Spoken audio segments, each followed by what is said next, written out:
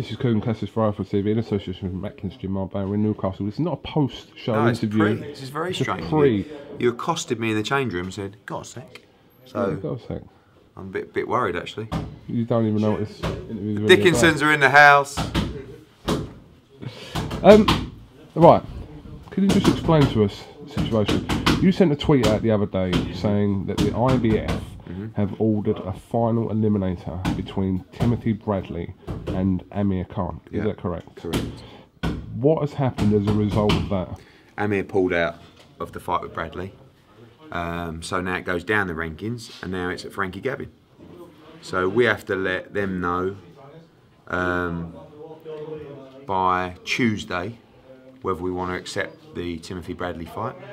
And we're now in negotiations with Top Rank about that fight. Obviously he's due to fight Van Heerden. This is a massive opportunity to fight Tim Bradley. So we have to eye it up and look at the options and then consider our position.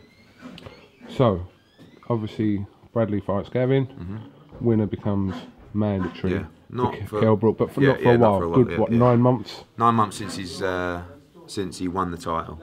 So, or since his last mandatory, sorry. So, probably call for it around November, something like that. He's spoke to Frankie Gavin and he's obviously more than willing to obviously face Timothy Bradley. It's a massive fight for him.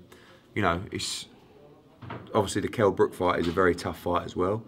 I guess the argument comes in: do you just put Frankie Gavin in with Kell Brook straight away, rather than him have to go potentially to America? Like a voluntary, why couldn't you do that?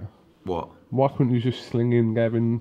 Not sling him in, but why couldn't you make that fight? What, Brook and Gavin? Yeah. Yeah. I mean, look, he's got to fight He's got to fight Tim Bradley, which is a really tough fight. So, you know, there is the option to do the Brook Gavin fight. I don't know at the moment. You know, over the last sort of 48 hours, there's been so much going on. There'll be another, I think, big fight announced soon that's going to shock a lot of people. And obviously the Gavin against Bradley situation. Kell Brook here tonight, could potentially box on May the 30th. There's so much going on. I can't really give you the definitive answer about what's going to happen.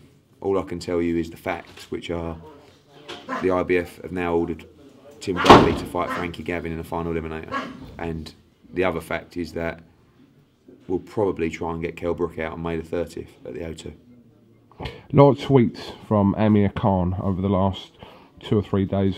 Trying to justify himself. Well, yeah. What's confusing is that I thought it was Algieri that was his opponent, and then his recent tweets say if it is Algieri, so... Yeah, I think Amir's under a lot of pressure because whilst he hasn't got an opponent, people are saying, why don't you just fight Kell Brook? So I think he wants to get the news out there. I don't know whether it's done or not. I saw a tweet saying Showtime have rejected the fight.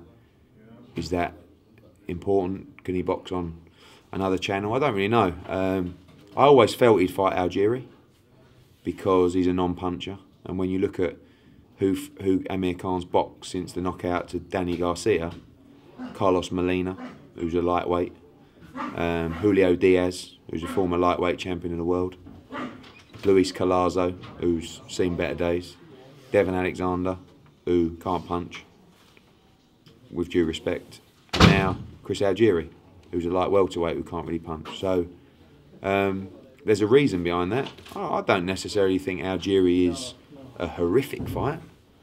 Just when you're saying... Did you ever consider him for Brook? No, he hasn't been, but to be honest with you, like Brook against Algieri, I don't mind it. I don't think it's going to set the world alight, but it's the problem of what Amir's been saying, which is, I won't fight Kell Brook because he's not a big enough name. I want the big names.